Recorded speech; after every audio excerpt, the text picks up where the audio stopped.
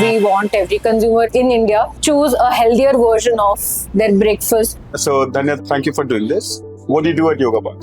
So I'm a part of the data and analytics team. I look after online sales and all the reports related to online sales. Great, and we just entered a new year. This seems like a power pack year for most of the D2C brands I'm using for YogaBars as well. How does a new year planning look like? How do you plan for inventory? How do you plan for the entire growth? So we know for sure that January is a month where we see a lot of jump in sales because most people are prioritizing their health above anything else. Yeah.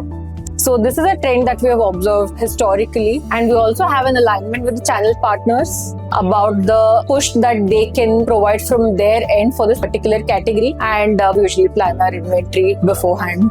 Fantastic. And where does technology fit in all this? Are you investing in new age technologies to plan better, to expand faster? Of course, technology does play a bigger role here, especially in terms of customer satisfaction. Now that we are focusing more on D2C and connecting with consumer directly through our website, the journey for customers have been very satisfactory in terms of order tracking and estimated delivery date. Especially when we onboarded ClickPost, we have seen a major difference with customer satisfaction. So that is just the beginning of it, and we do look forward to integrating more and more technology. That's great. And how does the future look like? Where is YogaBar going from here? The vision for YogaBar is to be a legacy brand, as our founder has mentioned before. Because of the integration with ITC, we want YogaBar to be a legacy brand like any other ITC brand. So we want every consumer in India choose a healthier version of their breakfast or their snacking.